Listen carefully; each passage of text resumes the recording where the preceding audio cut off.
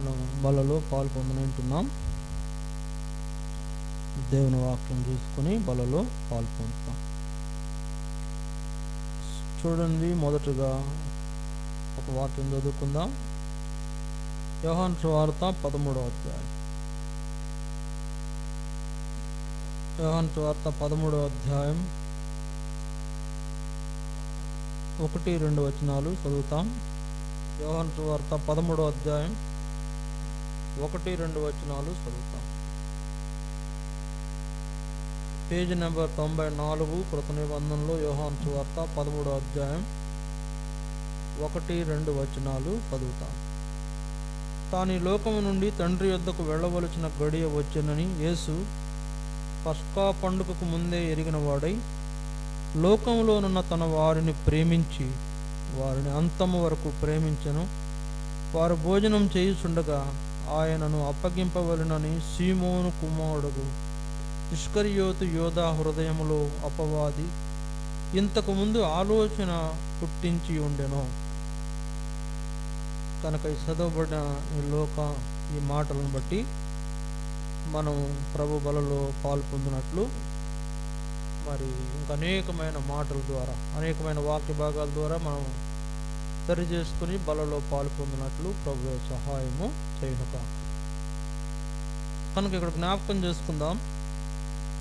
మరి 13వ అధ్యాయం, యోహాను సువార్త 13వ అధ్యాయం ప్రభు పస్కా భోజన సమయాన్ని గురించి వ్రాయబడింది. చూడండి, అక్కడ మరి తాను లోకం నుండి తండ్రి యొద్దకు వెళ్ళవలసిన గడియ వచ్చిందని యేసు ప్రభు ఎరిగాడు, ముందే ఎరిగాడు. యేసు ప్రభుకున్న ప్రాముఖ్యమైన లక్షణం గమనించండి. ఆయనకు ముందే అన్నీ తెలిసిపోతాయి. సరే, ఆయనకు ముందే అన్నీ తెలిసిపోతాయి. ఇందాక మనం చూసినప్పుడు కూడా నతానియేలు పలానా అంజూరపు చెట్టు కింద ఉన్నాడని యేసు ప్రభు ముందే తెలిసిపోయింది. అంతేకాదు, 2వ అధ్యాయంలో కానా విందులో ద్రాక్షరసం అయిపోద్దని తెలుసు, ద్రాక్షరసం చేయాలని తెలుసు, ఆ విధంగా తను సూచక్రియ చేయాల్సి ఉందని తెలుసు. అందుకే అక్కడ అంటున్నాడు, యేసు అందరినీ ఎరిగినవాడు, అన్నీ ఎరిగినవాడు, అందరినీ ఎరిగినవాడు. కాబట్టి యేసు ప్రభువుకి అన్నీ ముందే తెలిసిపోతాయి. మనం ఏంటో తెలుసు, మన బ్రతికేంటో తెలుసు, మన జీవితం తెలుసు, మన యొక్క మంచి తెలుసు, చెడు తెలుసు. మంచి మాత్రమే తీసుకొని చెడు సరిపోతే పోయారులో చెడిపోయిన వాళ్ళు అనుకుని వదిలేసే రకం కాదు ఆయన. చెడిపోయిన వారిని కూడా బాగు చేసేయడానికే ఆయన మరి ప్రయత్నం చేస్తాడు. చెడిపోయిన దాన్ని కూడా, అంటే ఎవరు కూడా నశించిపోకూడదని కోరుతున్న ప్రభు ఎవరైనా నశించిపోయే వారు ఉంటే వారు కూడా మంచి మార్గంలోకి రావాలనే కోరుతాడు. కానీ ఇక్కడ మన జ్ఞాపకం చేయబడుతున్న సందర్భంలో యేసు ముందే ఎరిగిన వాడు. ఎవరిని ఎరిగాడు? తన శిష్యులను ఎరిగాడు, వారిని ప్రేమించాడు. ఎలాంటి ప్రేమ? అంతం వరకు ప్రేమించాడు. 2వ వచనంలో ఏముంది? యూదా మనసులో అపవాది ఆలోచన పుట్టించాడని కూడా యేసు ప్రభువుకు తెలుసు. యోధాలో హృదయంలో అపవాది ఒక ఆలోచన పుట్టించాడు. యోధా హృదయంలో అపవాది ఆలోచన పుట్టించి తెలిసిన యేసు ప్రభువుకి మన హృదయంలో అపవాది ఆలోచనలు ఉన్నాయో, దేవుని ఆలోచనలు ఉన్నాయో తెలుసుకోవడం కష్టం అంటారా? యోధానే చాలా అబ్జర్వ్ చేసి ఆయన యొక్క పరిస్థితి అంతా కూడా ముందే ఎరిగిన యేసు ప్రభువుకి మనలో ఉన్న లోపాలు, మన చెడు ఆలోచనలు, చెడు స్వభావము ఆయనకు ఉంటుందంటారా? మరుగై ఉండే అవకాశం ఉందా? ఏమీ లేదు. హృదయంలోని రహస్యాలను వెలుగులో తీసుకొచ్చేవాడు ఈయన. అందరి హృదయములు ఎరిగి ఉన్నవాడు, అందరి హృదయములను ఎరిగి ఉన్నవాడు యేసు ప్రభు. కనుక అందరి హృదయాలు ఎరిగిన యేసు ప్రభు ఆ రోజు అక్కడ జరిగినటువంటి పస్కా విందులో యోధా హృదయాన్ని కూడా ఎరిగాడు. ఇస్కరియోతు యోధా హృదయాన్ని కూడా ఎరిగాడు. అతని హృదయంలో సాతాను ఒక ఆలోచన పుట్టించాడని కూడా ఎరిగిన వాడుగా యేసు ప్రభు ఉన్నాడు. చూడండి, ఇక్కడ నా తలంపు ఏంటంటే ప్రభు భోజన పాత్రలో పాలు పొందబోయే ముందైనా కొంచెం జాగ్రత్తలు తీసుకోవాలి అతను. ఇప్పుడు పస్కా భోజనంలో పాలు పొందడానికి వచ్చిన సందర్భంలోనైనా అతను కొంచెం జాగ్రత్తగా ఉండాలి. కానీ పస్కా భోజనంలో పాలు పొందే దగ్గర కూడా అతని యొక్క ఆలోచనలు చాలా భిన్నంగా ఉన్నాయి. ఏం ఆలోచనలు? సాతాను ఆలోచనలు.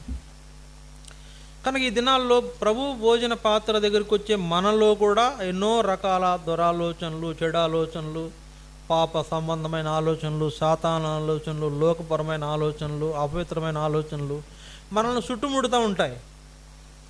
అది మనకు తెలుసు, మనం చెడు ఆలోచిస్తున్నామని తెలిసినా కూడా ఆ విషయం జాగ్రత్త తీసుకోం.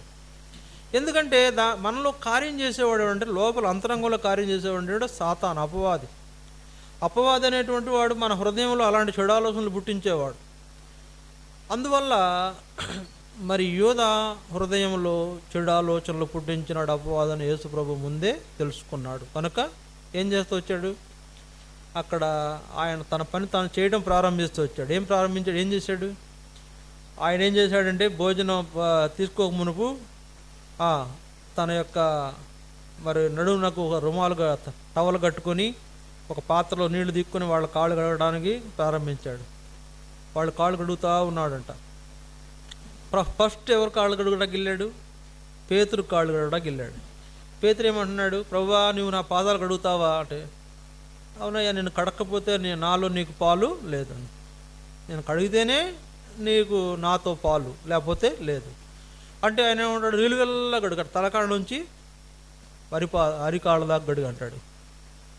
అంటే ఇక్కడ తలంపు ఏంటంటే, యేసు ప్రభు తన యొక్క ఆలోచనలు వాళ్ళకు తెలియజేయాలని ప్రయత్నం చేస్తున్నాడు. వాళ్ళు ఎలాంటి వారుగా ఉండాలో వాళ్ళకు తెలియజేయాలని ప్రయత్నం చేస్తున్నాడు. ఈ పస్కా భోజనాన్ని కూర్చోక మునుపు వాళ్ళందరూ ఒక విషయమై ఫైట్ చేశారు, పోట్లాడుకున్నారు.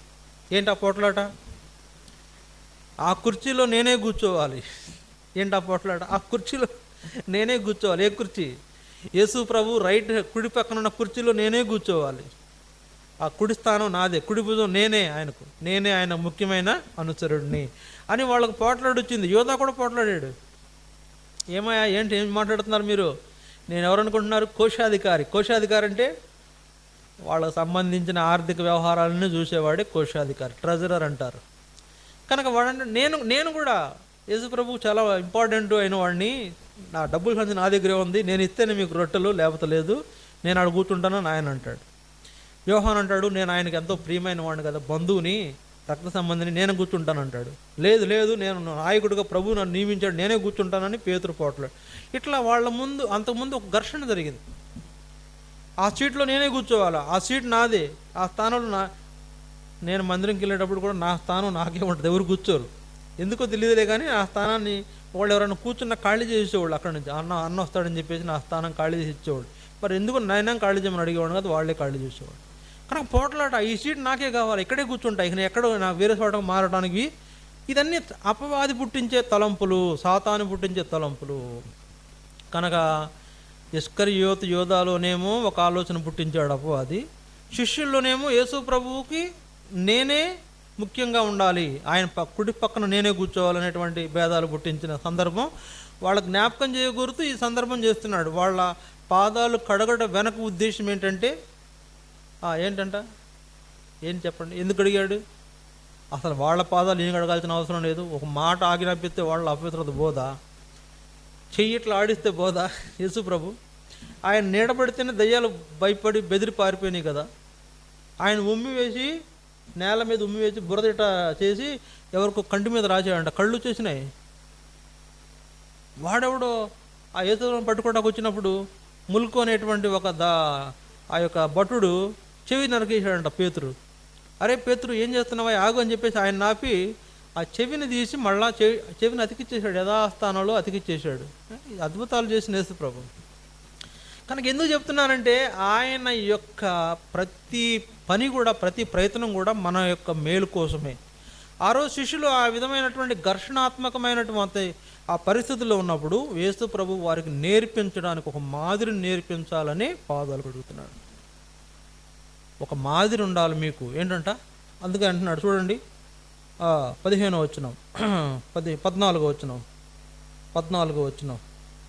కాబట్టి ప్రభువును బోధకుడునైన నేను మీ పాదములు కడిగిన యెడల మీరును ఒకరి పాదములను ఒకరు కడగవలసినదే, నేను మీకు చేసిన ప్రకారం మీరును చేయవలెనని మీకు మాదిరిగా ఇలాగూ చేసి తిని. మీరేంటంటే ఒకరికొకళ్ళు దాసులుగా ఉండడం నేర్చుకోండి అని చెప్పాడు. మీరు ఒకరికొకళ్ళు దాసులుగా ఉండాలా అంటే, దాసులుగా ఉండండి అని చెప్తే అయిపోద్ది కదా, చెప్పలా, చేసి చూపించాడు. అందుకే ఆయన పరిచారం చేయించుకుంటా రాలేదు, పరిచారం చేయడానికి వచ్చాడని వ్రాయబడింది మత్తయి సువార్త 20:28. యేసుప్రభు ఎందుకు ఈ లోకానికి వచ్చాడంటే పరిచారం చేయించుకోవడానికి కాదు. ఆ రండి నేను వచ్చాను, మీరందరూ నా ముందు కూర్చోండి, నాకు కావాల్సిన సిద్ధపరచండి, గ్లాసుడు పాలు కావాలా, ఇంత పెద్ద పన్ను కావాలా అని ఆయన కోరలే. ఆయనే అందరికీ ఇచ్చాడు. రొట్టెలు తినండి పంచిపెట్టాడు, చేపలు పంచిపెట్టాడు, కావాల్సినట్టు పంచిపెట్టాడు. అందుకు పరిచారం చేయించుకోవడం పరిచారం చేయడానికి వచ్చాడు. అందువలన యేసుప్రభు నేను ఎందుకు వచ్చానంటే ఇందుకే వచ్చానని వాళ్ళ పాదాలు కడిగి తాను వాళ్ళ దగ్గర ఏం చేస్తుంది తక్కువ చేసి చూపించుకుంటున్న ఉద్దేశం ఏంటంటే మీరు కూడా ఇట్లా ఒకళ్ళకంటే ఒకళ్ళు తగ్గించుకోవాలి అనే ఉద్దేశాన్ని వాళ్ళకు జ్ఞాపకం చేస్తుంది. ఈ తగ్గింపు ఉండాలి. బల్ల దగ్గరికి వచ్చేటప్పుడు, దేవుని ఏర్పాటు మనం జరిగించేటప్పుడు ఈ తగ్గింపు మనలో ఉండాలి. తగ్గించుకోవాలి. ఎవరి దగ్గర తగ్గించుకోవాలి? దేవుని దగ్గర కాదు. దేవుని దగ్గర ఎట్లయినా తగ్గించుకోవాలి, అది వేరే సంగతి. మన తోటి విశ్వాసి దగ్గర కూడా మనం తగ్గించుకునేటువంటి స్వభావం మనకు ఉండాలి.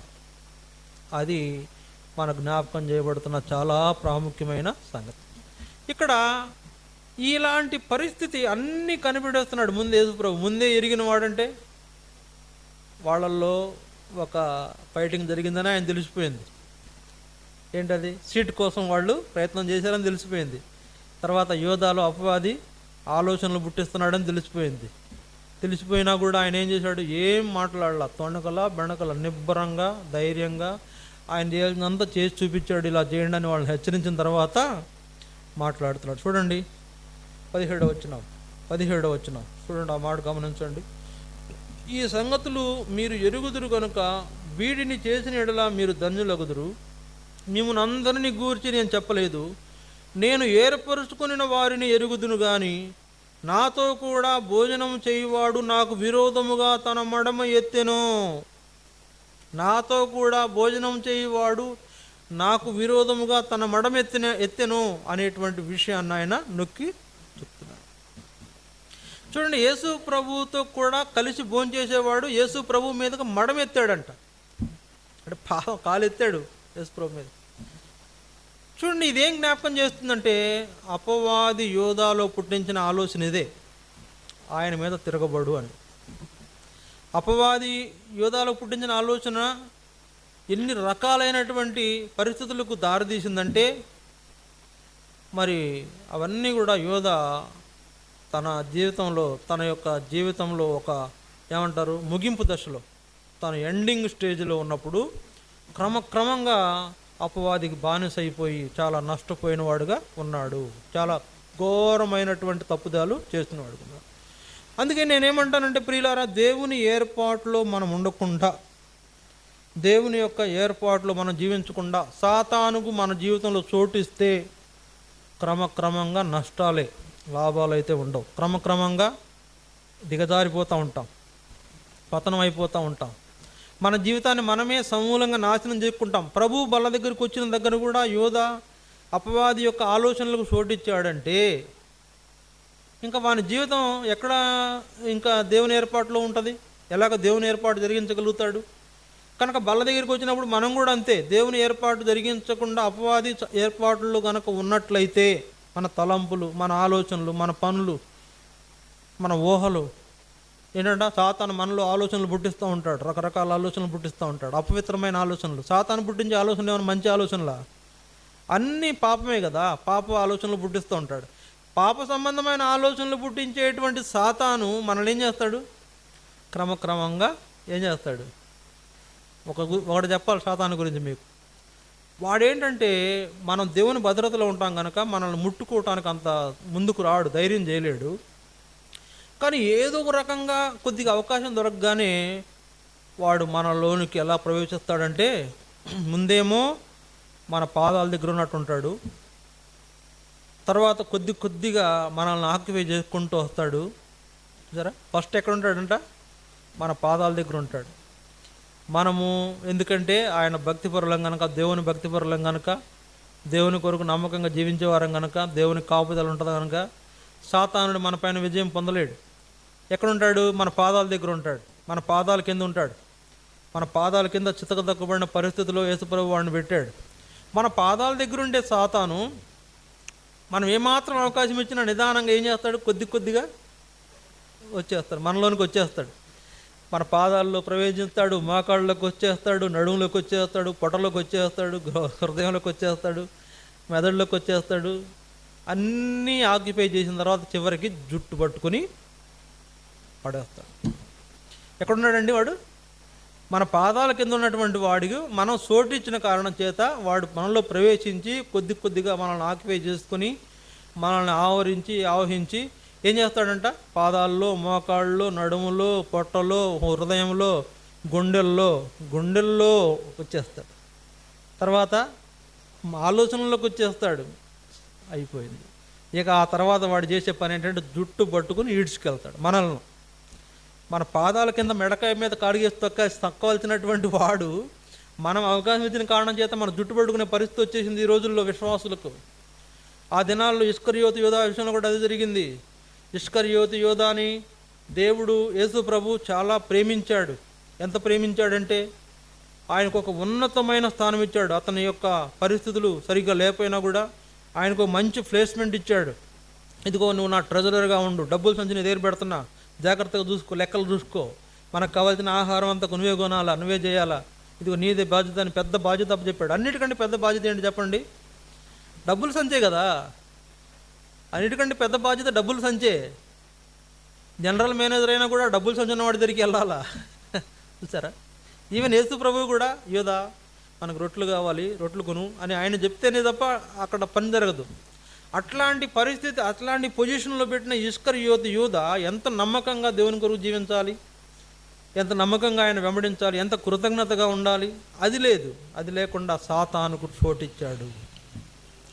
సాతానుకు తన హృదయంలో చోటిచ్చిన కారణం చేత సాతాను తనలో పనిచేయటం ప్రారంభించాడు. ఏమండి, ఎవరండి ఇస్కరియోతు యూదా? ఎవరైనా అపోస్తలలో 12 మంది అపోస్తలలో ఒకడు. 12 మంది అపోస్తలు అంటే ఏంటి? వాళ్ళకి అధికారం ఇచ్చాడు యేసుప్రభు, అధికారం ఇచ్చాడు. వాళ్ళు చెప్పితే రోగాలు నయమైపోతాయి, వాళ్ళు ప్రార్థన చేస్తే రోగాలు పోతాయి, వాళ్ళు ప్రార్థన చేస్తే దయ్యాలు పోతాయి, వాళ్ళు ప్రార్థన చేస్తే సమస్యలు పరిష్కారం అయ్యేటువంటి మంచి అధికారం ఇచ్చి వాళ్ళని నియమించి పంపిస్తే ఈయనేం చేశాడు? యేసు ప్రభువుకి తన యొక్క జీవితంలో ఎక్కువ భాగం చోటు ఇవ్వాల్సింది పోయి సాతానుకు చోటు ఇవ్వడం ప్రారంభించాడు. అంటే నా తలంపు ఏంటంటే అతనిలో పాత స్వభావం పనిచేస్తుంది. అతనిలో పాత స్వభావాన్ని సాతాను ఏం చేస్తున్నాడు? వాడుకుంటున్నాడు. ఈ దినాల్లో మన పాత స్వభావాన్ని సాతాను వాడుకుని దేవునికి విరోధంగా మనల్ని తిప్పుతాడు, రేపుతాడు. ఇక్కడ మనం గమనించిన చోటులో యేసు ప్రభు పైకే తన మణమెత్తాడంటే వీడు ఎంత దుర్మార్గుడు అండి. ఇప్పుడు సాతాను ఆలోచన పుట్టించినటువంటి సందర్భాన్ని బట్టి యేసు ప్రభు ఆ మాట అక్కడ వ్యక్తం చేస్తూ అతడు నా పైకి తన మడమనెత్తాడు, నాతో భోజనానికి కూర్చున్న నా విహితుడు, నా స్నేహితుడు, నాకు కావలసిన వాడు నా పైన కాలెత్తాడంటే. కనుక ఈ దినాల్లో చాలామంది విశ్వాసులు ఎలాగ ఉంటున్నారు? కారణం ఏంటంటే సాతానుకు అవకాశం ఇచ్చారు, వాడు మనల్ని వాడటం మొదలుపెట్టాడు. కనుక చాలా దారుణమైన పరిస్థితుల్లో ఈ దినాల్లో విశ్వాసులు పడిపోతూ ఉన్నారు. సాతాను వారిలో పనిచేయడం వలన ఈ పరిస్థితి సంభవించింది. కనుక చూడండి, ఇస్కరియోతు యూదాలో సాతాను పుట్టించిన ఆలోచనలు ఏంటి, ఏమేం జరిగించాడు, చాలా వివరంగా క్లుప్తంగానే నేను చెప్పనంటున్నాను. కొన్ని విషయాలు మీ గమనానికి తీసుకురావాలని ఆశపడుతున్నాను. చూడండి, సాతాను ఇస్కరియోతు యూదాలో పుట్టించిన ఆలోచనలు ఏమిటి అనేది మనం జ్ఞాపకం చేసుకోబోతున్నాం. చూడండి, మొట్టమొదటిగా మనం జ్ఞాపకం చేసుకుంటే దేవుని వాక్యంలో మార్కు సువార్త, దానికి ముందు యోహాను సువార్త 13వ అధ్యాయం 21వ వచనం చూడండి. యోహాను సువార్త 13:21. యేసు ఈ మాటలు పలికిన తరువాత ఆత్మలో కలవరపడి, మీలో ఒకడు నన్ను అప్పగించునని మీతో నిశ్చయముగా చెప్పుచున్నానని రూఢిగా కన్ఫామ్ చేశాడు యేసు ప్రభు. ఏంటంట? మీలో ఒకడు నన్ను అప్పగించబోతున్నాడు, కన్ఫామ్ చేశాడు. ఏమండి, ఇతని హృదయంలో ఆలోచనలు ఆయనకి ఎటు తెలిసినాయి? యోధాలో హృదయంలో ఆలోచనలు యేసు ప్రభుకి ఎటు తెలిసినాయి? ఆయన చెప్పేశాడు మీలో కూడా నన్ను అప్పగించబోతున్నాడని. ఏంటి కారణం? చూడండి, మార్కు సువార్త 14వ అధ్యాయం 10-11 వచనాలు చూడండి. మార్కు సువార్త 14వ అధ్యాయం 10-11 వచనాలు. పేజీ 45 కొత్త నిబంధనలో మార్కు సువార్త 14:10-11. 12 మందిలో నొకడొక ఇస్కరియోతు యూదా ప్రధాన యాజకుల చేతికి ఆయనను అప్పగింపవలనని వారి యొద్దకు పోగా. సర్లేండి, ఇక్కడ చూడండి, 12 మందిలో నొకడొక ఇస్కరియోతు యూదా ప్రధాన యాజకుల చేతికి ఆయనను అప్పగింపవలనని వారి యొద్దకు అప్పగించకపోగా. ఏం ఆలోచన పుట్టించాడు అపవాది ఇస్కరియోతు యోధాలో? ఏం ఆలోచన పుట్టించాడు? యేసు ప్రభువుని అప్పగించు, యేసు ప్రభువుని పట్టించు అనే ఆలోచన పుట్టించాడు. యేసు ప్రభువుని అప్పగించాలనే ఆలోచన పుట్టిందంటే ఇస్కరియోతు యోధా పుట్టించాడంటే యేసు ప్రభుతో కూడానే తిరుగుతున్నాడు, యేసు ప్రభుతో కూడా అన్ని గ్రామాలకు వెళుతున్నాడు, యేసు ప్రభుతో కూడా సువార్త చేస్తున్నాడు, యేసు ప్రభుతో కూడా తింటున్నాడు, యేసు ప్రభుతో కూడా కలిసి నడుస్తున్నాడు, పరిచర్య చేస్తున్నాడు. పరిచర్యలో ఉన్నవాడే, పని జరిగిస్తున్నవాడే. మందిరంలో ఉంటాం, మందిరంలో వెళుతూ ఉంటాం, వస్తూ ఉంటాం, ఆరాధన కూడా చేస్తాం, అన్నీ చేస్తాం. కానీ యోధాలో ఏమి ఆలోచన పుట్టించాడు? ఆయనను అప్పగించు, నేను ఆయన్ని అప్పగిస్తాను అనే ఆలోచన పుట్టించాడు. నేను ఆయన్ని అప్పగిస్తానని ఆలోచన పుట్టించాడు. నేను ఆయన అప్పగిస్తానని ఆలోచన పుట్టించాడంటే ఏంటి దాని అర్థం? నమ్మకంగా ఉంటాడని నియమించినటువంటి వ్యక్తి తన అపనమ్మకత్వాన్ని బయట కనపరుస్తున్నటువంటి పరిస్థితి. కాబట్టి యోధాలో సాతాను పుట్టించిన ఆలోచనల్లో ఒక ప్రాముఖ్యమైన ఆలోచన, నువ్వు ఆయన్ని అప్పగించు. చూడండి, సాతాను యొక్క ప్లాన్స్ చాలా పెద్దగా ఉంటాయి, మామూలుగా ఉండవు. మనం వేసుకునే అంచనాల కంటే మించి ఉంటాయి. ఏంటంటే వాడు ఇస్కరియోతు యోధ అనేటువంటి వాళ్ళల్లో ఒకటిగా ఇస్కరియోతు యోధాను చేయటం అనేది సాతాను ప్లాను. ఎందుకంటే వాళ్ళల్లో శిష్యుడిగా చేయబడినా కూడా, ఆ పరిచర్యలో ఉన్నా కూడా ఇతనికి ఏముండింది? తన ఆశలు ఉన్నాయి, వ్యక్తిగత ఆశలు ఉన్నాయి, తన హృదయంలో కొన్ని కోరికలు ఉన్నాయి. ఆ కోరికలు నెరవేర్చుకోవాలనే ఉద్దేశం గలవాడు కనుకనే సాతాను అతనిలో ఆలోచన పుట్టించాడు. మనకున్న ఆలోచనలు ఏముంటాయి? కొన్ని కోరికలు ఉంటాయి. ఆ కోరికలు నెరవేర్చుకోవాలనేటువంటి ఆలోచన మనలో పుట్టించేది సాతానుడే. ఏంటి ఆ కోరికలు? ఏంటి? ఇస్కరియోతు యోధా కోరిక ఏంటి? ఆయన్ని అప్పగించాలనే కోరిక ఆలోచించాడు. ఆయన్ని అప్పగించాలని ఆలోచించిన వాడుగా ఉన్న ఇస్కరియోతు యోధా యేసు ప్రభు చెప్పేశాడు, కన్ఫర్మ్ చేశాడు. ఏమని? మీలో ఒకడు నిన్ను అప్పగించబోతున్నాడు, మీలో ఒకడు నన్ను పట్టించబోతున్నాడు అని చెప్పేశాడు. అనగానే వీళ్ళలో కలవరం మొదలైపోయింది. అయ్యా ఎవరు ఎవరు ఎవరు ఎవరు ఎవరు ఎవరు ఎవరు అందరూ కలవరపడిపోయారు. ఎవరు ప్రభువా, ఎవరు నాయనా, ఎవరు ఎవరు? చూడండి, వాక్యం చెప్తున్నప్పుడు కూడా మనం కూడా అంతే కలవరపడతాం. ఎవరి గురించి మాట చెప్తున్నాడు? నన్ను గురించా, వాళ్ళ గురించా, వీళ్ళ గురించా అని మనలో మనం అంతర్మదనం చెందేటువంటి ఈ యొక్క హెచ్చరిక, యేసు ప్రభు అక్కడ చేసిన హెచ్చరిక, మీలో ఒకడు నన్ను అప్పగించబోతున్నాడు. చూడండి, బలలో పాలు పొందబోయే ముందు మనం యేసు ప్రభువుని ఎవరికి అప్పగించబోతున్నాం? యేసు ప్రభువుని ఎక్కడెక్కడ అప్పగిస్తున్నాం? యేసు ప్రభువుని ఎక్కడెక్కడ ఇరికిస్తున్నాం?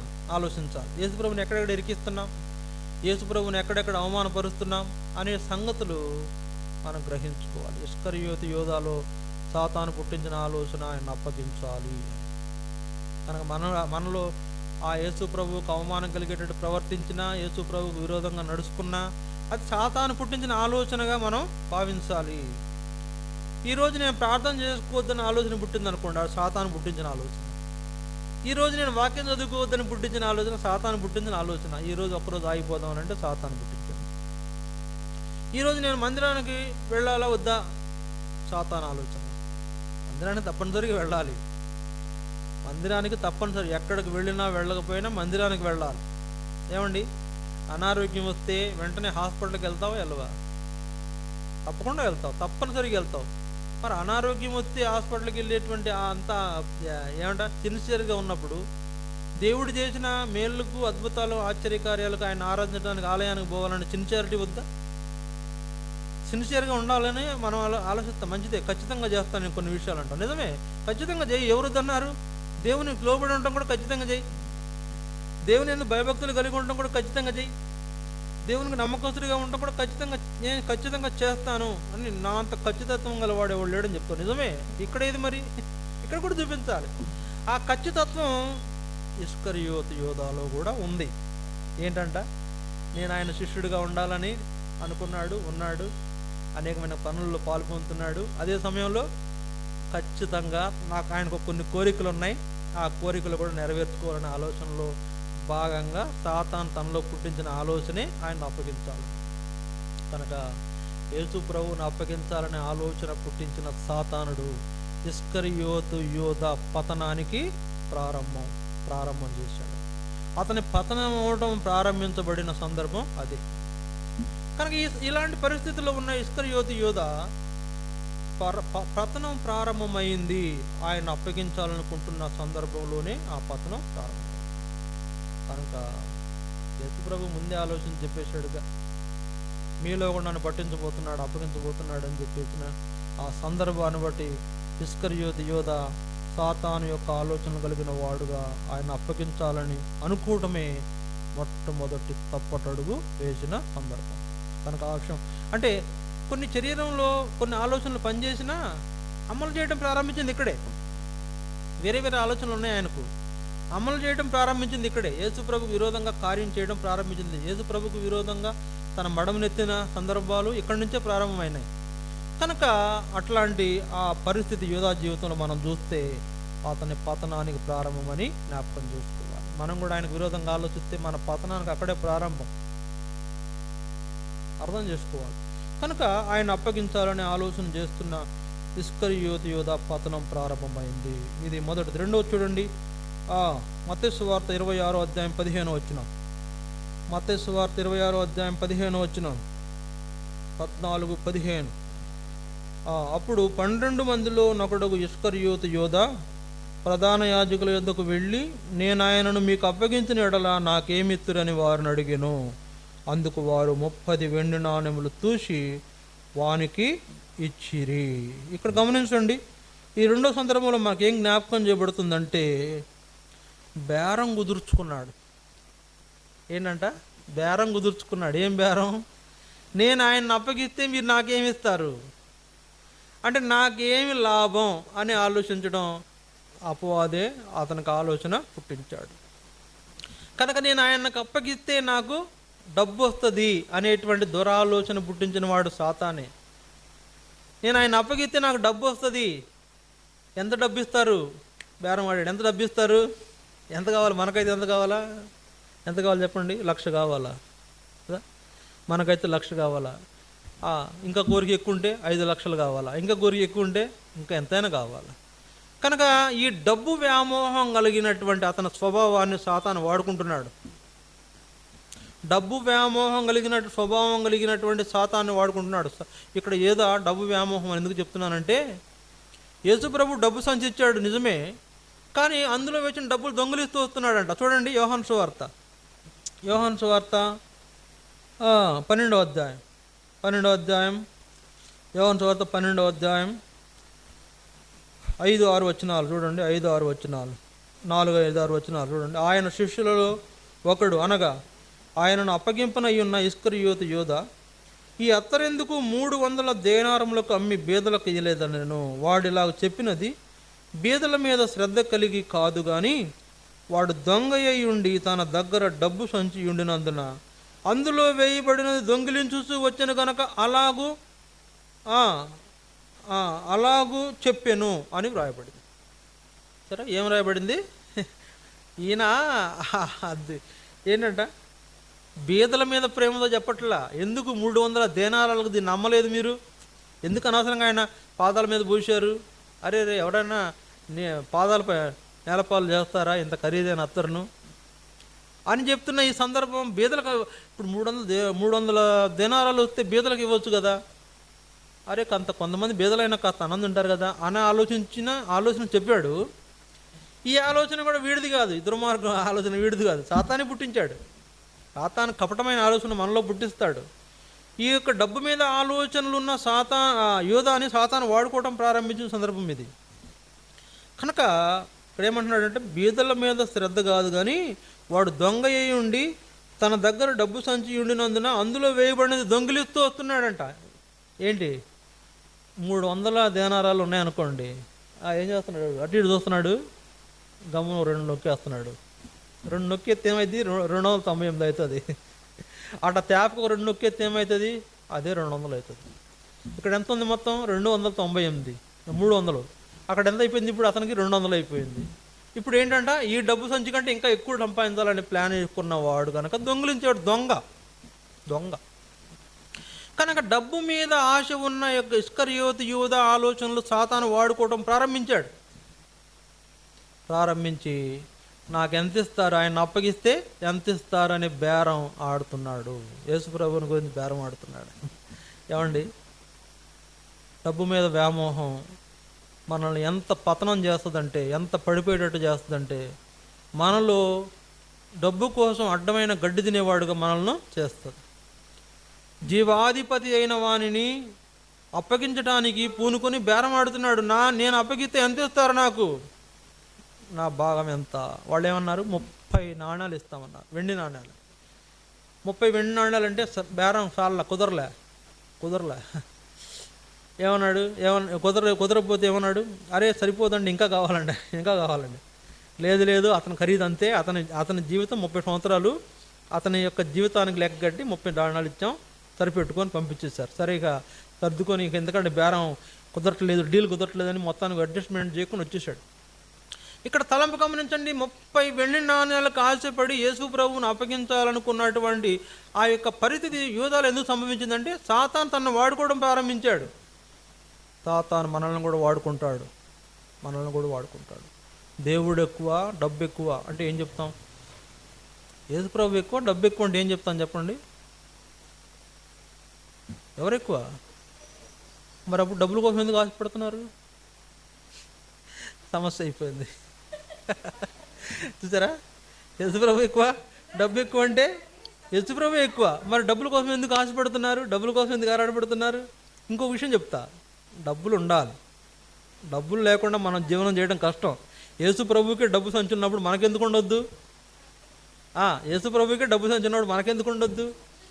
ఆయన డబ్బు సంచి ఎందుకు పెట్టుకున్నాడంటే, కొంతమంది పేదలు వస్తారు, వాళ్ళకి రొట్టెలు కొని పెడదాం, మీ దగ్గర డబ్బులు దాయండి అని చెప్పి ఆయన దాస్తున్నాడు, వేరే ఉద్దేశం కాదు. వాళ్ళతో పాటు వీళ్ళు కూడా తింటారు కాబట్టి అందరికీ భోజనానికి ఏర్పాటు చేసుకుంటున్నాడు. తప్పులేదు, భోజనానికి ఏర్పాటు చేసుకుందాం, తప్పులేదు. పోనీ మనకు జీవనం చేయడానికి ఇంట్లో కొన్ని వస్తువులు అవసరం, కొనుక్కుందాం, దానికి ఏర్పాటు చేసుకుంటాం, తప్పులేదు. మరీ బీరువాలో పెట్టి దాన్ని ధూపం వేసేది మాత్రం చేయబాకండి, అది మంచిది కాదు. ఎందుకంటే ఈ లోకధనము అది చెదలు పట్టేస్తుందంట, తుప్పు పట్టిపోయిద్దంట, పాడైపోద్దంట. మైలవరంలో ఒక అతను జాంకాయలు అమ్ముకుంటాడు. ఒక ఆయన ఎన్నో ఏళ్ల నుండి జాంకాయలు అమ్ముకుని ఆ వచ్చిన డబ్బులు పాత 500 నోట్లు, ఒక్కొక్క నోటు దాచి సుమారుగా 5 లక్షలు దాచాడంట. సుమారుగా 5 లక్షలు పాత నోట్లు 5 లక్షలు దాచాడంట. పాపం చదువు లేదు, పాపం జాంకాయలు అమ్ముకున్నాడు, చదువు లేదు.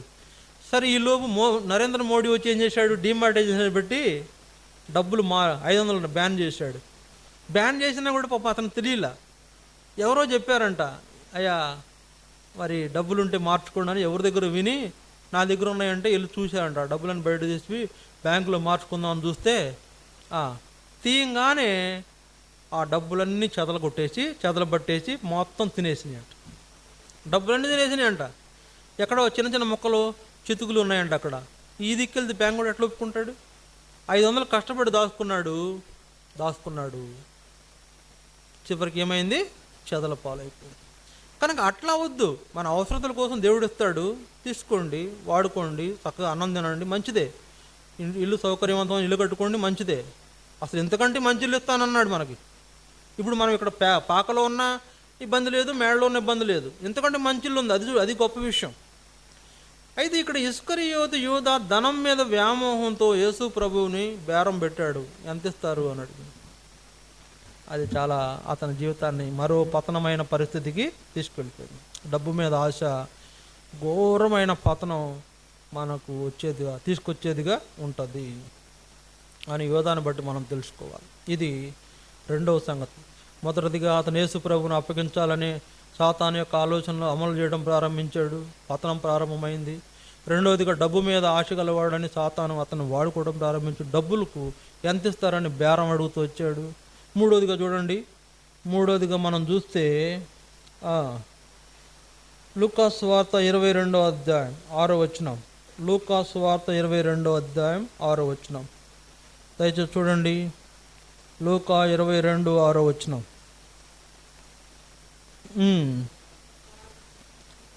వాడు అందుకు ఒప్పుకొని జన సమూహము లేనప్పుడు ఆయనను వారికి అప్పగించుటకు తగిన సమయము వెతుకుచుండెను.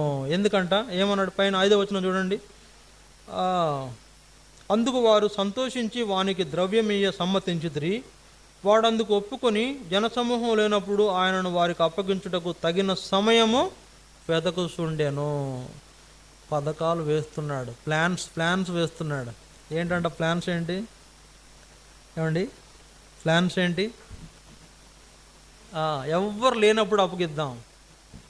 చూడండి, ఎవ్వరు లేనప్పుడు తప్పు చేస్తే ఆ తప్పు దాగి ఉంటుందా? అంటే ఆ తప్పును దాచగలమా? ఎవరు లేనప్పుడు ఆయన అప్పగిద్దామనేటువంటి పథకం రచిస్తున్నాడు, పథకం వేస్తున్నాడు ఇతను. అదేమైనా దేవుని దృష్టిలో కనబడకుండా పోయేదా?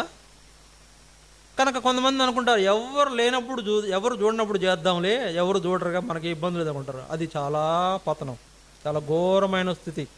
కనుక నన్ను ఎవరు చూడట్లేదు అనుకుని మనం చేసే తప్పులు కొన్ని మన యొక్క నాశనానికి కారణమవుతాయి. యూదా కూడా పథకం వేస్తున్నాడు, ఎవరు లేని టైంలో చూసి ఈయన పట్టిస్తాను.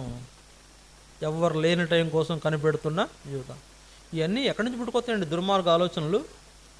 ఈ దిక్కుమాలిన ఆలోచనలన్నీ సాతానుడి పుట్టిస్తాడు. మంచి ఆలోచనలు అయితే వాడు పుట్టించడు, కానీ దిక్కుమాలిన ఆలోచనలన్నీ సాతానే పుట్టిస్తాడు. దేవుడేమో మంచి ఆలోచనలు పుట్టిస్తాడు, సాతానేమో దుర్మార్గ ఆలోచనలు పుట్టిస్తాడు. నష్టము నాశనాన్ని కలిగించే ఆలోచనలు పుట్టిస్తాడు. కనుక ఈయనకు ప్లాన్స్ వేసేటువంటిది కూడా సాతానుడు ఏంటంట అతని మనసులో పెట్టాడు. ఏంటంటే జన సమూహం లేనప్పుడైతే ఈయన అప్పగించడానికి ఏ ఇబ్బంది లేదు. మళ్ళీ జనం ఉంటే కొడతారుగా, జనం ఉండి మళ్ళీ కొడతారేమో, మళ్ళీ మనకు రివర్స్ అయిపోద్ది వ్యవహారం అనుకున్నాడేమో. జనం లేని టైం ఎప్పుడయ్యా అంటే కనిపెడుతున్నాడు. ఎప్పుడు జనం లేని టైం? ఎప్పుడు? యోధాకు మాత్రమే తెలుసు. యోధాకు తెలుసు అంటే ఆ భటులకు ఆ అధికారులకు తెలియదు, కానీ యోధాకు తెలుసు ఆయన ఎక్కడ దొరుకుతాడో తెలుసు. ఆయన ఎక్కడ దొరుకుతాడో తెలుసు. కనుక అందుకని జనసమూహం లేని చోటు ఎక్కడుంటాడో అది ముందే ప్లాన్ చేసుకుంటున్నటువంటి ఆలోచన. ఎవరు చూడట్లేదని తప్పు చేస్తే అది తప్పు కాకుండా పోదు కదా. ఎవరు చూడలేదనని మనం పాపంలో పోతే అది పాపం కాకుండా పోయిద్దా? అది మనకు నష్టం తీసుకురాకుండా ఉంటుందా? అలాంటి ఆలోచనలు పుట్టించే అపవాది ఆలోచనల ద్వారా మనకు ఇబ్బంది రాకుండా ఉంటుందా? ఖచ్చితంగా ఇబ్బందే. కనుక సాతాను అతనిలో పుట్టించిన ఈ ఆలోచన ప్రకారం అతను కూడా ఎవరు లేని టైం కోసం చూస్తున్నాడు, పథకాలు వేస్తున్నాడు. దేవునికి విరోధంగా పథకాలు అయితే నిలబడితే పోతాయా చెప్పండి? దేవునికి విరోధంగా మనం వేసే పథకాలు ఫెయిల్ అవుతాయా, సక్సెస్ అవుతాయా? ఖచ్చితంగా ఫెయిల్ అవుతాయి. సరే, ఇక్కడ సాతాను యొక్క ఆలోచన యోధాలో ఉంది కనుక ఎప్పుడైతే బాగుంటుందని ఆలోచన చేసి ఆయన అప్పగించేటువంటి సమయం కోసం జనసమూహాలు లేనప్పుడైతే బాగుంటుందని పథకము రచించాడు. కాబట్టి అలాగ మనం కూడా దేవుడు చూడకుండా ఏదో చేసేద్దాంలే, లేదా ఎవరు చూడకుండా ఏదైనా చేసేద్దాంలే అనేది మన జీవితంలో కూడా సాతాను పుట్టించే ఆలోచన. అది మనకు తీరని నష్టాన్ని చేసేది ఉంది. ఇది మూడోది. నాలుగోది చూడండి, మార్క్స్ వార్త 14వ అధ్యాయం 44వ వచనం. మార్క్స్ వార్త 14:44. దయచేసి చూడండి, మార్క్స్ వార్త 14:44. 14:44 ఏముంది అక్కడ? ఆయనను అప్పగించువాడు నేనెవరిని ముద్దు పెట్టుకుందునో ఆయనే యేసు. ఆయనను పట్టుకొని భద్రముగా కొనిపోవుడని వారికి గుర్తు చెప్పి ఉండెను. వాడు వచ్చి వెంటనే ఆయన యొద్దకు పోయి బోధకుడా అని చెప్పి ఆయనను ముద్దు పెట్టుకొనగా వారు ఆయన మీద పడి ఆయనను పట్టుకొనిరి. ఇక్కడ ఏం చెప్తున్నాడు యూదాలో ఎలాంటి ఆలోచనలు ఉన్నాయో చూడండి. ఆయన ఎవరు అని వీళ్ళకి అర్థం కాక ఆయన ఎవరై ఉంటారు, ఎవరిని పట్టుకోవాలి అని ఆలోచన చేస్తుండగా నేను ఎవరిని ముద్దు పెట్టుకుంటానో ఆయనే, నేను ఎవరిని ముద్దు పెట్టుకుంటానో ఆయనే యేసు అని ఏం చేస్తున్నాడు? క్లూస్ ఇస్తున్నాడు. క్లూ ఏమంటారు? ఆధారాలు వాళ్ళకి చెప్తున్నాడు. ఆధారాలు. ఇప్పుడు ఆధారం ఇచ్చేస్తుంటే, ఇప్పుడు ఏదైనా ఒక సీక్రెట్ ఉందనుకోండి, యేసు ప్రభు గెత్సెమనే తోటకి వెళ్తాడు, ప్రతి రాత్రి వెళ్తాడు. కొన్ని పర్యాయాలు కొండ మీదకి వెళ్తాడు, కొన్ని పర్యాయాలు గెత్సెమనే తోటకి వెళ్తాడు. ఎందుకు వెళ్తాడంటే ప్రార్థన చేయడానికి వెళ్తాడు. ప్రార్థన చేస్తాడు, తండ్రితో గడుపుతాడు. తండ్రికి ఆ యొక్క పరిస్థితులన్నీ కూడా విన్నవించుకుంటాడు. ప్రార్థన ద్వారా బలపరచబడడానికి ప్రార్థన చేసుకునే సమయం గెత్సెమనే తోట. పస్కా భోజనం తర్వాత ఈయన వెళ్ళింది గెత్సెమనే తోటకే వెళ్ళాడు. ఆ తోట ఎక్కడో యోధా తెలుసు కనుక ఆ తోటకు తీసుకెళ్ళాడు. ఈ తోటలో ఆయన దొరుకుతాడు, పదండి వెళ్దామని తీసుకెళ్ళి వెళుతూ చెప్తున్నాడు, నేను ఎవరిని ముద్దు పెట్టుకుంటాడో ఆయనే అంటే వెళ్ళి యేసు ప్రభు ముద్దు పెట్టుకొని క్లూ ఇస్తున్నాడు, ఈయన్ని అరెస్ట్ చేయండి అని. ఏమండి ఎంత ధైర్యం అండి! యేసు ప్రభువుతో కలిసి తిరిగాడు, పరిచర్య చేశాడు, వాక్యం చెప్పాడు, సువార్త చెప్పాడు, కొన్ని అద్భుతాలు కూడా తన ద్వారా జరిగించబడి ఉండొచ్చు. దేవుడిచ్చిన అపోస్తులత్వంలో ఉన్నాడు కనుక ఎన్ని చేసి ఉండొచ్చు. ఎంత తెగించాడంటే స్వయంగా యేసు ప్రభువుని వాళ్లకు పట్టించాడు. స్వయంగా దగ్గరుండి ఈయనే ఆయన అని పట్టించాడు. కనుక ఈయన ఆయనను పట్టించినటువంటి సందర్భంలో వాళ్ళు ఏం చేశారు? ఈజీగా యేసు ప్రభువుని పట్టుకొని బంధించడానికి సాతాను ఆ యొక్క యోధాలో ఆలోచన పుట్టించిన ప్రకారమే యోధా చేస్తూ వచ్చాడు. కనుక యేసు ప్రభువుని పట్టిస్తున్నామా? యేసు ప్రభువుని పట్టిస్తున్నామా? ఎక్కడన్నా ఇరికిస్తున్నామా? సాతాను యొక్క ఆలోచన. యేసు ప్రభు విరోధంగా మనం ఏం చేస్తున్నామా? సాతాను ఆలోచన. యేసు ప్రభువుకి వేరుగా ఆలోచిస్తున్నామా? సాతాను ఆలోచన. నాకు వేరుగా ఉండి మీరు ఏమి చేయలేరని చెప్పాడు యేసు ప్రభు. వేరుగా ఏం చేస్తున్నామంటే మీరు సాతాను ఆలోచన పుట్టిస్తున్నాడు. ఆయన విరోధంగా తిరుగుబడేటట్టు చేస్తున్నాడు. ఆయన అప్పగించేటట్లుగా నిన్ను ప్రేరేపిస్తున్నాడు. ఆయన బేరం ఆడేటట్లుగా ప్రేరేపిస్తున్నాడు. తర్వాత ఆయన సంబంధించిన దానికోసం పథకాలు వేసే ప్లాన్ చేస్తుంటాం. మనం ప్లాన్స్ ఆయన విరోధంగా చేసే ప్లాన్స్ సాతాను పుట్టిస్తాడు. తర్వాత ఆయన సంబంధించిన క్లూస్, మినిస్ట్రీలో ఒక క్లూ ఉంటుంది. ఆ క్లూ ఎప్పుడు కూడా ఏం చేయాలా? మనలోనే ఉండాలి. పరిచర్యలో ఒక క్లూ ఉంటుంది. పరిచర్య రహస్యాలు ఉంటాయి. అవన్నీ మనలోనే ఉంచుకోవాలి. అవి అంటే దాని అర్థం ఏంటంటే దాన్ని ఓపెన్ చేయడం వలన సాతానుకు లబ్ధి కలగకూడదు. ఆ క్లూ ఇవ్వడం వల్ల సాతాను లబ్ధి పొందకూడదు. ఆ క్లూ ఇవ్వడం వలన పాపి రక్షించబడితే మంచిదే. సాతాను ఏ మాత్రం ప్రయోజనం చేకూరకూడదు. కానీ ఇక్కడ ఇస్కరియోతు ఏదేం చేస్తున్నాడు? సాతానుకు ప్రయోజనం కలిగించే పని చేస్తున్నాడు. అతని యొక్క పరిస్థితి మరింత దారుణంగా మారిపోయింది. ఇది 4వది. 5వది చూడండి, టైం లేదు, తొందరగా వెళ్తాను నేను. 5వది చూడండి, అపోస్తుల కార్యములు 1వ అధ్యాయము 25వ వచనం. అపోస్తుల కార్యములు 1వ అధ్యాయం 25వ వచనం. అపోస్తుల కార్యములు 1:25, 24-25 చూడండి. 24-25. ఇట్లని ప్రార్థన చేసిరి, అందరి హృదయములను ఎరిగి ఉన్న ప్రభువా, తన చోటికి పోవుటకు యోధా తప్పిపోయి పోగొట్టుకుని ఈ పరిచర్యలోను అపోస్తులత్వంలోను పాలు పొందుటకు వీరిద్దరిలో నీవు ఏర్పరచుకున్న వారిని కనుపరుచుమనిరి. ఇక్కడ మనకు జ్ఞాపకం చేయబడుతున్న 5వ విషయం ఏంటంటే ఏముంది అక్కడ? యూదా తప్పిపోయి పోగొట్టుకునిన పరిచర్య.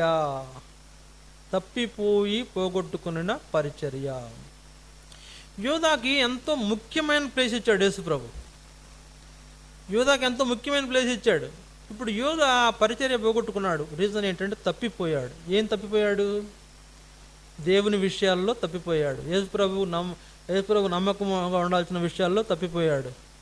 తన యొక్క భక్తి గల జీవితం జీవించడంలో తప్పిపోయాడు. తనకు ఇవ్వబడిన ఆధిక్యతలు వినియోగించడం, అంటే తన యొక్క ప్రభు మహిమ కొరకు వినియోగించడంలో తప్పిపోయాడు.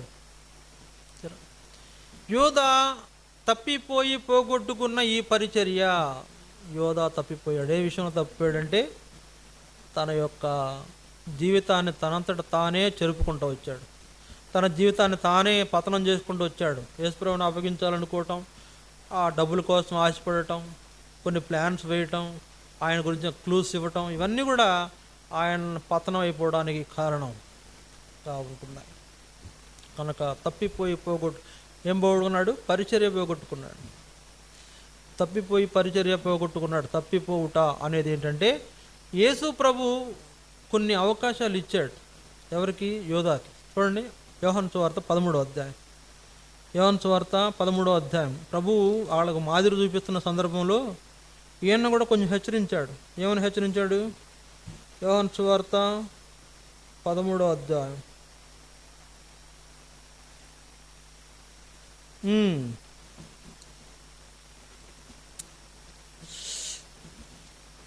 26వ వచనం. 13వ అధ్యాయం 26వ వచనం నుంచి చూడండి. అందుకు యేసు, నేను ఒక ముక్క ముంచి ఎవనికి ఇచ్చేదనో వాడే అని చెప్పి ఒక ముక్క ముంచి సీమోను కుమారుడుకు ఇస్కరియోతు యోధాకి ఇచ్చాను. వాడు ఆ ముక్క పుచ్చుకొనగానే సాతాను వానిలో ప్రవేశించాను. యేసు, నీవు చేయుచున్నది త్వరగా చేయమని వానితో చెప్పగా, ఆయన ఎందు నిమిత్తము అతనితో అలాగూ చెప్పాను, అది భోజనమును కూర్చున్న వారిలో ఎవనికి తెలియలేదు. డబ్బు సంచి యోధా యొద్ద ఉండెను కనుక పండుగకు తమకు కావలసిన వాటిని కొనుమని అయినను బీదలకు ఏమైనా ఇమ్మని అయినను యేసు వానితో చెప్పినట్లు కొందరు అనుకోనిరి. ఇక్కడ ఆ విషయం గమనించండి.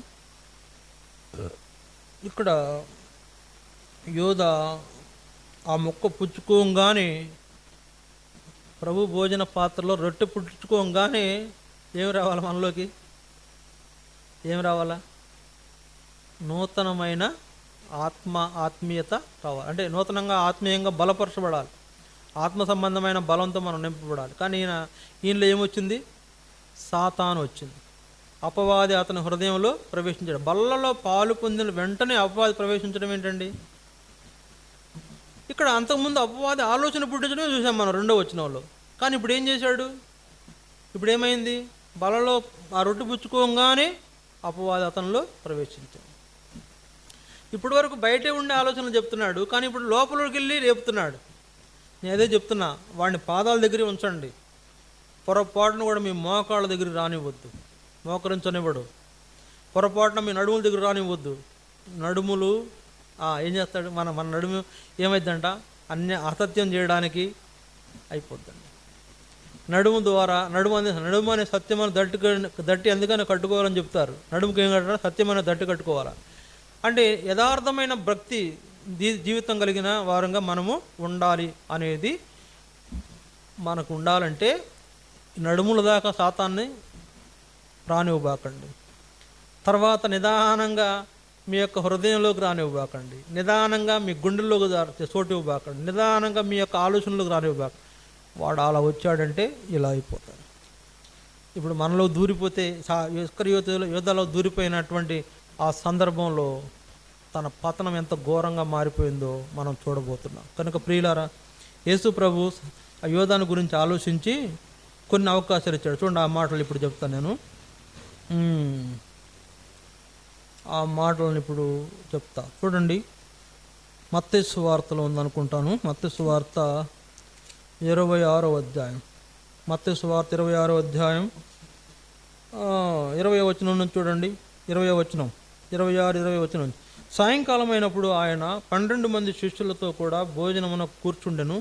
వారు భోజనం చేయుచుండగా ఆయన, మీలో ఒకడు నన్ను అప్పగించునని మీతో నిశ్చయముగా చెప్పుచున్నాను నేను. అందుకు వారు బహు దుఃఖపడి, ప్రతివాడును ప్రభువా నేనా అని ఆయన అడుగగా, ఆయన, నాతో కూడా పాత్రలో చెయ్యి ముంచిన వాడెవడో వాడే నన్ను అప్పగించువాడు. మనిషి కుమారుని గూర్చి వ్రాయబడిన ప్రకారం ఆయన పోస్తున్నాడు, కానీ ఎవరి చేత మనిషి కుమారుడు అప్పగింపబడుతున్నాడో ఆ మనుషునికి శ్రమ. ఆ మనుషుడు పుట్టి ఉండని ఎడల వానికి మేలని చెప్పాను. ఆయనను అప్పగించిన యూద, బోధకుడా నేనా అని అడుగగా ఆయన, నీవన్నట్లే, నువ్వే చెప్తున్నాడు యేసుప్రభు.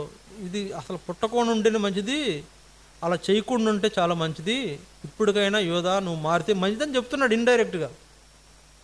ఆ పని చేయబోతున్న వాడెవడో వాడు ఇక్కడికైనా జాగ్రత్త పడితే మంచిదని చెప్తున్నాడు.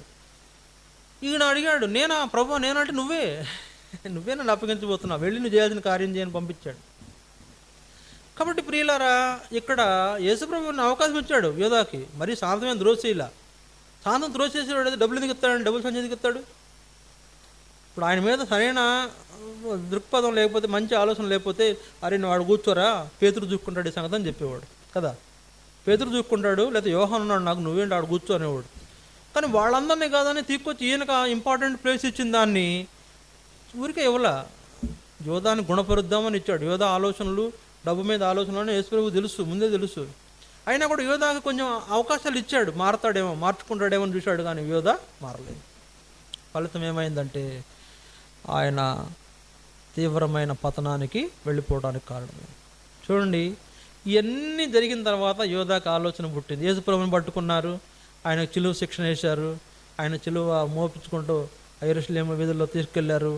తర్వాత కలువరి కొండ మీద చిలువ మేకులు కొట్టిన తర్వాత అప్పుడు తెలిసిందంట ఎవరికి? యోధాకి. అందుకే చూడండి, ఇక్కడ మనం చూడబోతున్న ఆరో విషయంలో మనం చూడబోయే ఆరో విషయంలో మత్తయి సువార్త 27వ అధ్యాయం 3-4 వచనాలు చూడండి. మత్తయి సువార్త 27వ అధ్యాయం 3-4 వచనాలు. అప్పుడు ఆయనను అప్పగించిన యోధ ఆయనకు శిక్ష విధింపబడగా చూసి పశ్చాత్తాపపడి ఆ 30 వెండి నాణెములు ప్రధాన యాజకుల యొద్దకును పెద్దల యొద్దకును మరలా తెచ్చి, నేను నిరపరాధి నిరపరాధ రక్తమును అప్పగించి పాపము చేసేతునని చెప్పాను.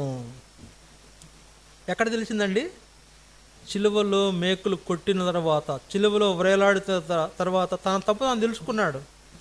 యేసు ప్రభువుతో ఉండగా ఇచ్చిన అవకాశాలనేమో పోగొట్టుకున్నాడు. యేసు ప్రభువుని అప్పగించి వాళ్ళందరూ చిలువ శిక్ష వేసి చిలువలో ఆయన వేలాడి తీసిన తర్వాత అర్థమైంది, నేను నిరపరాధ రక్తమును అప్పగించి తప్పు చేశాను, నేను పాపం చేశాను అన్నాడు. ఎక్కడ అనాలి? ఇక్కడే ఆయన హెచ్చరించినప్పుడు అనాలి, ఏదా నువ్వు నన్ను అప్పగించబోట్లేదా అంటే, అవును ప్రభు తప్పైపోయింది క్షమించు నాయన అంటే ఎంత బాగుండేది కదా. తప్పైపోయింది ప్రభు, నేను పొరపాటు ఆలోచించాను, నా దుర్బుద్ధి అలాంటిది, సాతాను నాలో ఆ చెడు ఆలోచనలు పుట్టించాడు, ఎంత దుర్మార్గాన్ని పూనుకున్నానయ్యా, తప్పైపోయిందంటే ఆయన బాగుండేది. కానీ అక్కడ అనలా. అంత అయిపోయిన తర్వాత నేను తప్పు చేశానని ఏడ్చాడు. అది అంటారు కదా, అంత అయిన తర్వాత చేతులు కాలిన తర్వాత ఆకులు పెట్టుకుని ఉపయోగం ఏముంది? మట్టి తొక్కక ముందే మనం ఏం చేయాలా? జాగ్రత్త పడాలి కదా. అడుగు తొక్కనేలా కాలు కడగనేలా అని పద్యాలు కూడా రాశారు మనకు. కనుక చేతులు కాలకముందే ఏం చేయాలా? ఆకులు పట్టుకోవాలి. కాబట్టి జ్ఞాపకం చేసుకోండి. అంత అయిపోయిన తర్వాత నేను తప్పు చేశానని పశ్చాత్తాపడ్డాడు. ఎక్కడ పశ్చాత్తాపడాలి? యేసు ప్రభు జీవించుండగానే పశ్చాత్తాపడాలి. టైం అయిపోయిన తర్వాత పశ్చాత్తాపడ్డాడు.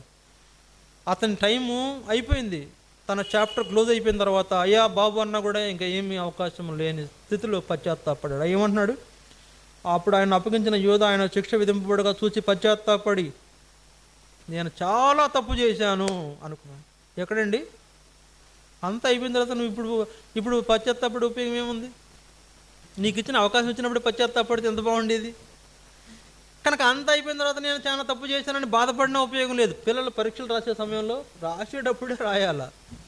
రాసేసిన తర్వాత అర్రే నేను తప్పు చేశాను, చదువుకోవడం చాలా తప్పు అయిపోయింది, ఇక్కడ ఆలోచిస్తే ఉపయోగం ఏముంది? అక్కడే కదా ఆలోచించాలా, ముందే కదా ఆలోచించాలా. పరీక్షలు రాయబోయే ముందే ఆలోచించాలి, బాగా చదువుకుంటూ రాస్తానని ఆలోచించాలి. రాసేసావు, సరిగ్గా రాయలేదు, మార్కులు వచ్చేసినాయి, తక్కువ వచ్చినాయి, అరే నేను బాగా చదువుకుని ఉంటే బాగుండేది అని ఇప్పుడు అనుకుంటే ఉపయోగం ఉంది? అయిపోయింది, టైం అయిపోయింది. అందుకే సమయం ఉండగానే జాగ్రత్త పడాలి. మన భక్తి విషయంలో కూడా అంతే. నువ్వు అంత కోల్పోయిన తర్వాత నువ్వు భక్తి చేద్దామన్నా ఇక రాదు, కుదరదు. అంతేకాదు, చేయరాని తప్పులు చేసి తప్పుల మీద తప్పులు చేయడం చేత నీ జీవితం చాలా దారుణమైన, నీ గ్రాఫ్ పడిపోయింది. అంతే, నీ గ్రాఫ్ పడిపోయింది. ఎక్కడ ఉండాలి? సాతాను మన కాళ్ళ దగ్గర ఉండాలి. ఇప్పుడు మనం అడిగిళ్ళాం, సాతాను కాళ్ళ దగ్గరికి వెళ్ళాం. యోధా పరిస్థితి చాలా దారుణంగా మారిపోయింది. నిరపరాధ రక్తాన్ని అప్పగించానని తప్పు చేశానని భావించినా కూడా అతనికి ఏమైంది? దొరకల. మారు మనసు లేదు.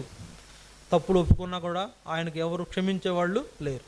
క్షమాపణ పొందలేనంత ఘోరమైన పరిస్థితుల్లో పడిపోయిన యోధ జీవితంలాగా మన జీవితం పతనం కాకూడదంటే సాతానుకు చోటు ఇవ్వకూడదు. సాతాను ఆలోచనలు మనలోకి రానివ్వకూడదు. సాతానును మనం సరిహద్దు అవతల పెట్టండి. ఎప్పుడు కూడా గుర్తుపెట్టుకోండి, మన ఆవరణలోకి కూడా రానివ్వద్దు. సాతాను ఎప్పుడు కూడా మన గుమ్మం అవతలే, మన గుమ్మం కాదు, మన గేట్ అవతల ఉండాలి. మన గుమ్మలో రానిస్తే మన నిద్రమానేవాడు వాడు. యోధ రానిచ్చాడు, చాలా దారుణంగా పడిపోయాడు, చెడిపోయాడు, తను తప్పిపోయాడు, అన్నీ పోగొట్టుకున్నాడు, ఇంకేం లేదు.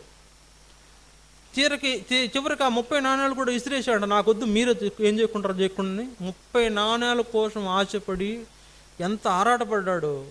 ఇప్పుడు అది కూడా వదిలేసి ఏమీ లేని పరిస్థితుల్లో ఏమైనా చెప్పమంటారా? కింద చదవండి. అతను 7వ విషయం చెప్తున్నాను ఇప్పుడు. 7వ విషయం, అతను పశ్చాత్తాపడ్డాడు కానీ క్షమాపణ దొరకలేదు. 7వ విషయం చూడండి, అదే 27వ అధ్యాయం, మత్తయి సువార్త 27వ అధ్యాయం 5వ వచనం. అతడు ఆ వెండి నాణెములు దేవాలయంలో పారబోసి పోయి ఊరి పెట్టుకొనెను. ఏమైపోయాడు? ఆ దేవాలయంలోకి వెళ్ళి వెండి నాణ్యాలు అక్కడ పారబోసి ఉరి పెట్టుకున్నాడు. దేవాలయంలో ఆ వెండి నాణ్యాలు పారబోసిన తర్వాత వాళ్ళు ఏమనుకుంటున్నారు? అరే నాయన, ఈ అపవిత్రమైన నాణ్యాలు ఈ మనం దేవాలయంలో కానుకలు పెట్టలేదగదు, వీటితో ఒక స్థలం కొని అక్కడ సమాధుల్లా గడ్డిచ్చేద్దామని వాళ్ళు ఏదో చేశారు. అది అంటే ఆ డబ్బు పనికి రాకుండా 30 నాణ్యాలు మంచి పనికి ఉపయోగపడకుండా పోయినాయి, ఏదో ఒక ఉపయోగించాలని వాళ్ళు ఏదో చేశారు. కనుక ఇక్కడ అతని పరిస్థితి చూడండి. చివరికి ఏమైందంటే పశ్చాత్తాపడినా కూడా ఉరి పెట్టుకొని చనిపోవాల్సిన పరిస్థితి, ఆత్మహత్య చేసుకోవాల్సిన పరిస్థితి వచ్చింది. పశ్చాత్తాపడవలసిన దగ్గర పశ్చాత్తాపడితే ఎంత బాగుండేది. అక్కడ బళ్ళ అంత అయిపోయిన తర్వాత పశ్చాత్తాపడితే ఏముంటుంది? ఏముండదు, బూడిద ఉంటుంది అక్కడ. ఇతను ఉరి పెట్టుకోవడానికి పెద్ద ఆ యొక్క నిర్ణయం ఆయన సాతానే. ఉరి పెట్టుకో చచ్చిపోనేవాడు కూడా సాతానుడే, గుర్తుపెట్టుకోండి. అరే ఆయన దీక్కలు అప్పగించని ప్రారంభించినవాడు సాతానే. అరే నీ పని అయిపోయిందిరా, ఇక నువ్వు ఎందుకు పనికిరా, నేను ఎవడు పట్టించుకో. సాతాను కూడా పట్టించుకోవట్లే ఇక్కడ, సాతాను కూడా పట్టించుకోవట్లా. ఇప్పుడు ఏంటంటే నువ్వు చావు అంటే ఇల్లు ఉరి పెట్టుకుని చచ్చిపోయాడు. ఎంత దారుణమైన మరణం జరిగింది తెలుసా అతనికి. ఎంత ఘోరమైనటువంటి పరిస్థితిలో యోధా ముగింపు ఉందంటే అపోస్తుల కార్యం 1వ అధ్యాయం దయచేసి చూడండి. ఎంత దారుణమైన పరిస్థితిలో అతను చనిపోయాడంటే ఆ ఉరి పెట్టుకోవడం మాత్రమే కాక అపోస్తుల కార్యంలో 1వ అధ్యాయం 18వ వచనం. అపోస్తుల కార్యం 1:18. ఈ యూదా ద్రోహం వలన సంపాదించిన రోకలనిచ్చి ఒక పొలము కొనెను. అతడు తల క్రిందుగా పడి నడిమికి బ్రద్దలైనందున అతని పేగులన్నీ బయటకు వచ్చినాయి. అతని పేగులన్నీ బయటకు వచ్చినాయి అంట. అంటే ఉరి వేసుకున్న దగ్గర ఆ ఉరితాడు అతన్ని భరించలేక తెగిపోతే కిందన్న బండ మీద పడి అతని పొట్ట చీలిపోయి పొట్టలోని పేగులు బయటకు వచ్చినంత ఘోరమైన సావు వచ్చాడు. ఈ రోజుల్లో దేవుని పిల్లలైన వాళ్ళంగా మనం కూడా ఇలాంటి వాళ్ళమైతే మన పతనం కూడా ఇంతే, మన ముగింపు కూడా ఇట్లా ఉంటుంది. అట్లా కాకుండా మనం ఎంతో శ్రేష్టమైనటువంటి జీవితం జీవించాలి, దేవుని ఏర్పాట్లు జీవించాలి, దేవుని కొరకు మనం జీవిస్తే మన యొక్క అంత్య దశ చాలా అద్భుతంగా ముగిస్తాడు దేవుడు. పరలోక రాజ్యంలో మనం ఆనందించే వాళ్ళంగా ఉంటాం. పతనమైపోయి మన జీవితాలు నష్టపరుచుకునే పరిస్థితి రాదు. యోధాకి ఘోరమైన మరణం వచ్చింది. అపవాదికి మనం చోటిస్తే పతనమయ్యే పరిస్థితిలో పడిన వాళ్ళ పరిస్థితి చివరికి ఇదే. చూడండి, పేగులు బయటకు వచ్చేసినాయి అంటే, పేగులు బయటకు వచ్చేసినాయి అంటే దాని అర్థం ఏంటండి? నేను ఇక్కడ ఇంకో మాట చెప్తా. సావు, మంచి సావు అంటారు కొన్ని. ఇది మంచి సావు అండి, మంచి సావు చనిపోయాడు. కొంతమందిని ఏమంటారు, వీడు దుర్మార్గపు సావు వచ్చాడు అంటారు. అంటారా లేదా? దుర్మార్గపు సావు వచ్చాడని ఎందుకంటారు? కొంతమంది చూస్తాం మనం, చాలా దారుణంగా ఉంటాయి వాడు మరణాలు. ఎంత పాపం చేస్తే ఇంత మరణం మూటగట్టుకున్నాడు. కనుక దేవునికి విరోధంగా చేసిన తప్పులన్నిటికీ అతని ముగింపు ఎలా ఉండిందంటే పేగులు, పొట్టలోంచి పేగులు బయటకు వచ్చి చచ్చిపోయేంత. అందుకే అపవాదికి చోటిస్తే మన జీవితం ఇలాగే పతనం అయిపోతుంది, ఇలాగే నష్టపోతాం, క్రమక్రమంగా నష్టపోతాం. ఒకటొకటే సాతాను మన ద్వారా ఆలోచనలు పుట్టించి అప్లై చేస్తూ ఉంటాడు. చివరికి చచ్చిపో, ఇక నువ్వు ఎందుకు పనికిరావు, నిన్ను ఎవడు పట్టించుకోడు, చచ్చిపోను, అట్లా అయిపోతాం. అలా ఉంటామా ప్రియులారా? యోధాకు దేవుడు యేసుప్రభు ఎంత అవకాశం ఇవ్వాల.